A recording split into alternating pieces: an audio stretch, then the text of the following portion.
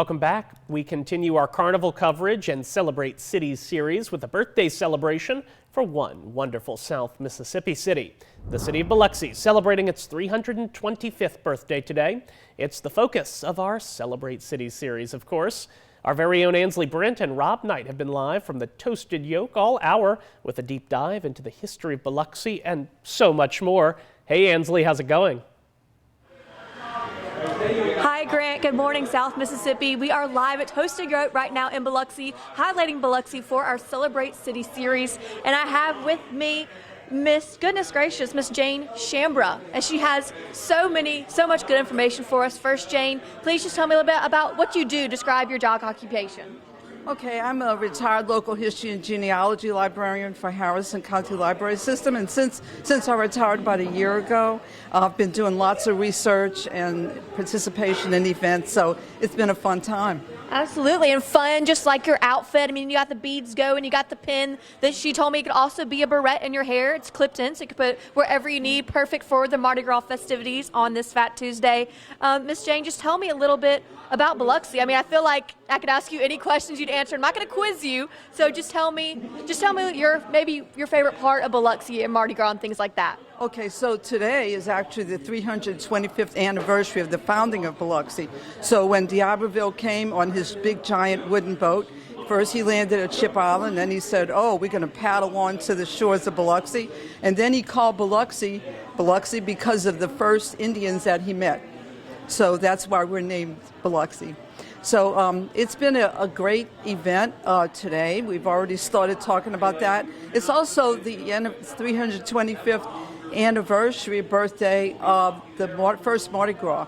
So when we talk about first Mardi Gras, we talk about D'Iberville rowing around the shores and landing in Bayou Mardi Gras, just along the Mississippi River. And when he had his first Mardi Gras, he basically didn't have a parade.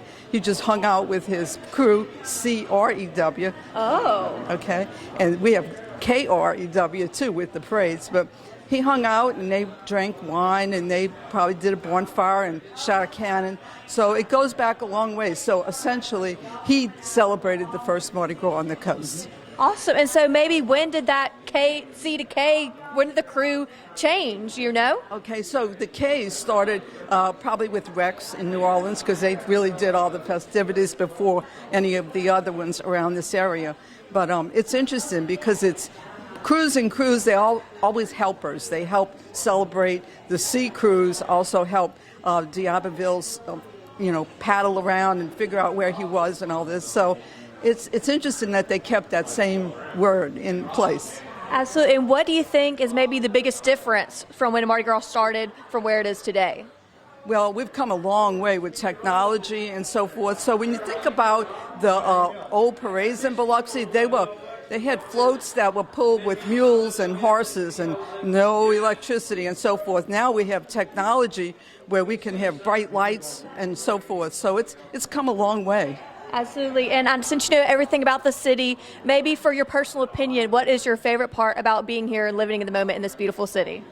This is such a historic place. If you look into the history of Biloxi, you see it in journals, D'Iberville's journals. He talks about all that he found, all of the hurricanes he went through, all the foods he ate. He talks about meeting with the Indians. So we go back a long, long way. This particular road, Howard Avenue, was actually the first road in Biloxi that was essential to traveling. It wasn't the beach road. And so basically, if you look at an 1850 map of this place, this particular road, Howard Avenue, was called Pascouchian Road because it went from all the way east, all the way west, and that was the old Indian trail that we had in place. Wow, that is interesting. I had no idea. And then maybe what are you looking most forward to today, just about Fat Tuesday in general? Well, thank you, Mr. Knight, for a perfect forecast. So I'm looking forward to that. But actually, it's just hanging out with friends and meeting people and just having a good time. The music is amazing. You can't beat the Mardi Gras music for sure. Awesome. And why do you think Fat Tuesday is the biggest deal in Biloxi, basically on the coast? Why do you think everybody comes to this location? Well, it's a perfect location, actually.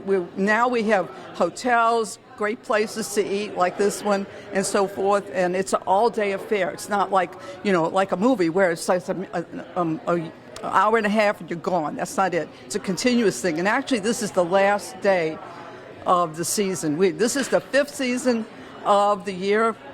The 5th one is actually Carnival. So this is the last day of the Carnival season.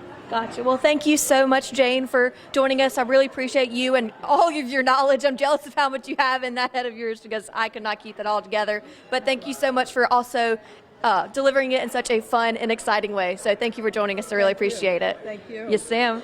And reporting live from the Toasted Yoke, I'm Ansley Brent from WXXV News 25.